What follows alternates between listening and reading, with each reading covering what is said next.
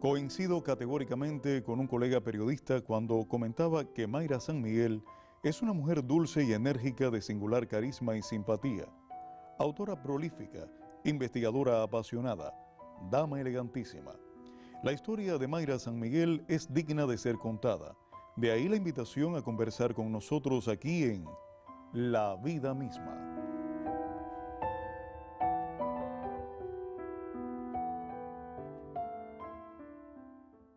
Destacamento Pedagógico Manuel Ascunce Domenech, la primera experiencia como docente. Cuénteme. Yo pertenezco al tercer contingente del destacamento pedagógico. Fue un llamado que hizo Fidel para suplir la necesidad de una explosión demográfica y de matrícula en los diferentes niveles de enseñanza, sobre todo en la secundaria básica. Para mí fue una experiencia que me marcó la vida entera, porque fue ahí donde me enfrenté por primera vez al aula, a los muchachos a los cuales yo solo les llevaba 2 o 3 años cuando más. Tuve que enfrentarme a eso, a controlar el aula, a prepararme para darle aquellas asignaturas que le daba moderna, y contemporánea, también historia de Cuba.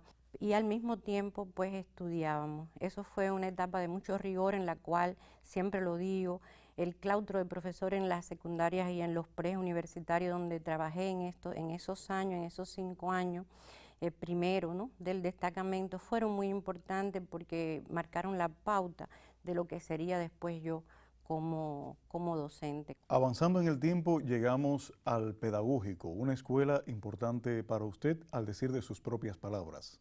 Sí, ese fue para mí otro momento súper importante en mi vida, al cual yo siempre le agradezco. En mi madurez como profesional de la enseñanza, de la educación, ahí entré a dar historia del movimiento obrero, después historia de la Revolución Cubana. Ese centro por el rigor, la disciplina, el pedagógico, fue importante en mi madurez como profesional en cuanto a la docencia y en cuanto a la investigación y también a mi ascenso académico.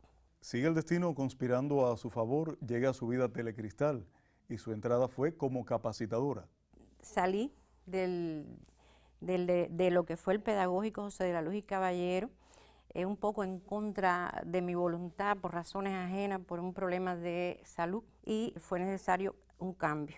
Y se me abrieron las puertas de Telecristal, más bien como un trampolín hacia la oficina de monumentos y sitios históricos, que aún no estaba abierta, pero que el objetivo era llegar a la oficina. Sin embargo, me topé aquí en Telecristal con un ambiente y con un colectivo maravilloso.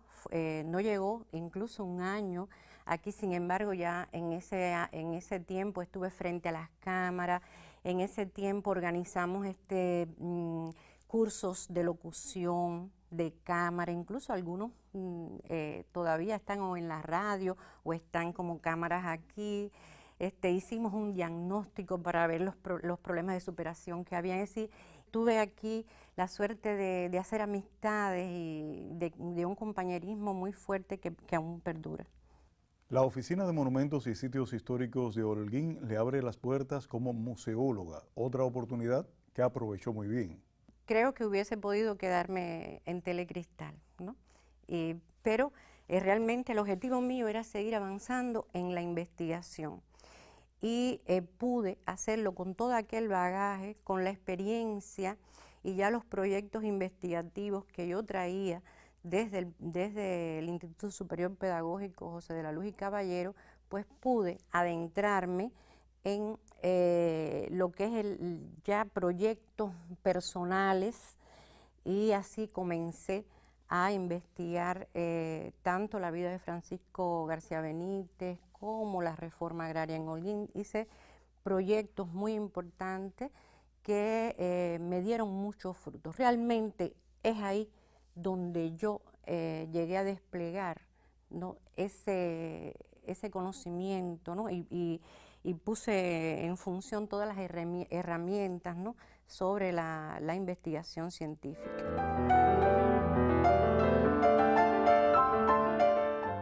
Actualmente es la coordinadora de la editorial La Mezquita. ¿Qué es la diferencia de otras editoriales? Hacia el año 2008, y gracias, siempre lo digo también, a la idea de Irán Pérez Concepción, se crea el sello editorial La Mezquita. Una cosa que parecía una utopía, pero bueno, realmente esas utopías que llegan a hacerse realidad, y 2 o 3 años después, con la ayuda de todos nosotros, con Alexis Triana, que era el director de Cultura Provincial en aquellos tiempos, pues arropamos todo aquel proyecto y comenzamos a editar libros prácticamente sin saber. Yo todavía me siento que soy una editora que aprendo todos los días, es decir, soy una aprendiz de editora, porque siempre lo digo, cada libro es un reto muy grande, y la Mezquita nos enorgullece mucho a los historiadores y a los holguineros. Tiene muchos libros publicados sola y en coautoría. ¿Cuál es su preferido? Bueno, yo creo que esa es una pregunta de cómo que te hagan de tus hijos, cuál es el que más tú quieres, ¿no? Realmente yo los quiero todos. La Reforma Agraria en Holguín, no solamente por ser mi primer libro, sino no solamente porque alcanzó el primer premio de la crítica histórica José Luciano Franco, que alcanzó la provincia en el año 2006, sino porque qué holguinero no tiene una ascendencia sea campesina.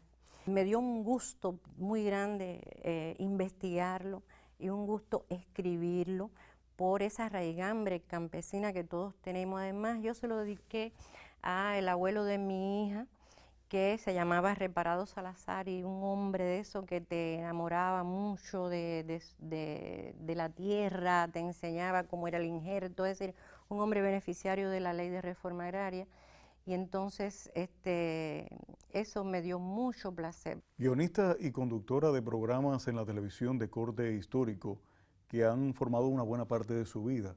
¿Qué significa eso para usted? Eso amplió mis intereses, mi visión de la vida. Viene a ser como un complemento dentro de mi carrera profesional. Primero, invitada a programas en primer plano, cuando asalta la memoria. Y luego, bueno, tuve el placer de tener una sección fija en BCD, aquella revista muy dinámica y tan versátil que tuvimos y dirigida por Jaime Johan, y eso a mí me dio mucho bagaje, incluso cultural, porque me salí también un poco de mi zona de confort en las temáticas de investigación histórica para investigar temas de historia. Seguro que hay alguna anécdota que ha ocurrido en algún programa en vivo o en algún comentario. Fueron muchos. Primero, debo decirte que BCD lo hacíamos en vivo, y estuvimos 3 años en vivo. Yo me ponía muy nerviosa. Cuando llegamos al estudio, yo le preguntaba a Jaime, ¿qué me vas a preguntar? Y él me decía, no te preocupes, yo te pregunto. Desde las preguntas siempre me las hacía, yo no sabía lo que me iba a preguntar. Y está la vez esa que estábamos hablando de la historia del Consejo Popular de San Andrés, y él me pregunta, bueno, y en verdad, ¿cuál es el gentilicio de la gente que vive en San Andrés? Digo, ay Dios. Y ahí mismo, bueno, yo le dije sanandresino, y realmente salí ilesa, pero era un reto.